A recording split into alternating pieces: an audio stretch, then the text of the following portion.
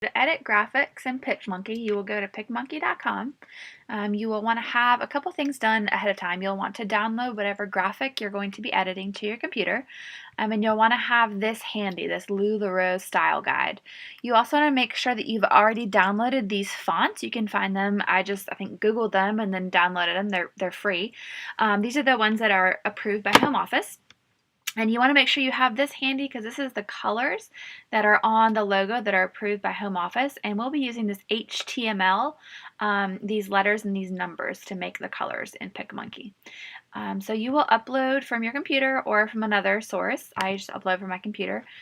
And I'm going to show you guys how I make my calendars that I post to show what I have available when I'm trying to recruit hostesses. So your graphic will open up here in this field, and you'll be editing over here on the left-hand side. I mainly use the text and the overlays. So I will usually do an overlay. I like to have all the boxes filled. I think it looks more full, like you're busy, but some people just will post their like a shape on their available dates. So I usually do a shape. So I'll add a triangle. I usually do that on the ones that I have that are unavailable. Like Mondays, I usually don't have pop-ups because I have other things going on, other commitments on Monday evenings. But Labor Day, definitely you're not going to have a pop-up because it's a holiday. So I will put the graphic on there, and as you can see, I can adjust the size, make it bigger, make it smaller, so you can make it smaller to fit inside the calendar box. And then you're going to click over here where it says color, and we're going to want to change the color. So let's try with the yellow. It's FED141. Do you see that code there? FED141, and we're going to type that in. And then hit enter. And it will change it to the correct color yellow. You can see it's the same color yellow that's up here on the top that matches. So that's how to add a graphic to your graphics, I guess, an overlay. And then you can do that as many times as you want. I use different shapes for different things. Like I'll usually do like a square for the times when I either have a pop-up planned already, or I can put an overlay of a text and say hostess wanted. So let's delete that. Let's go back and add text to this. So to do that, you're going to go over here to the T and hit that, and it will come up. I'm going to go to yours, that meaning like mine, the ones that I have downloaded. And sometimes it's a little slow, I think because of all the ads, maybe around the outside it's a little bit slow. But I usually choose Steelfish, so I'll go ahead and choose that. And then you're going to want to click Add Text. And you can type your text. When you use Steelfish, just remember that you want to do it in all caps. So say I want to say like hostess wanted. And then you can highlight the text and change it to whatever color you would like. Again, you can use the codes that are over here to get the matching color.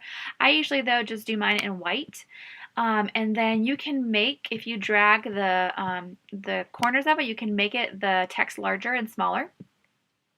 I usually have to make it smaller to fit in these boxes, and then you can also move it around and put it on top of one of the shapes, which is what I usually do. If this gets in the way, sometimes it does, you can also move that around. You can zoom in if you want to go in and see, like I updated the other day, I updated the tally sheet, and I had to go in closer to see the text better. So that's how you change that. You can change it even after it's you've put something else on top of it. You can change the size of it. You can move the text around too. And so move it like that.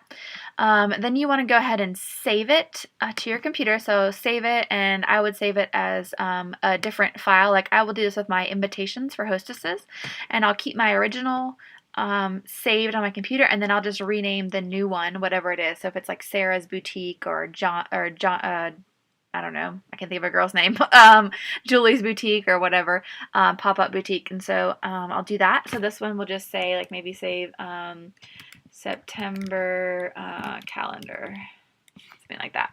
And then I'll save it to my computer. So when I am still here on Picmonkey, I can still edit. When I close out though, so like see I can still edit it even though I've saved it. So if I think of something like right away, I can change it.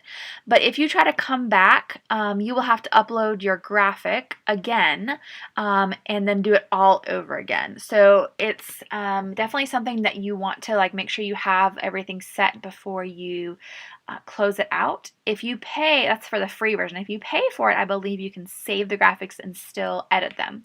A lot of times what I'll do is if I have something that changed, like maybe someone changed the date when they wanted to have a pop-up, I will just come in here and I'll just add like a blank, it's kind of like a shortcut way to do it, like a blank square, and I'll just make sure it's like white or something like that, like transparent, and then make sure that that is transparent and that is transparent. It's not working. You get the point. Anyway, I will just add it over something, make it white. There we go. There we go. Now it's working. And then I can edit the text that way, or the graphics that way. It's kind of like the shortcut way to edit it after it's already been done. But comment and let me know if you have any questions about that. It's pretty, once you get into it, it's pretty user-friendly. So.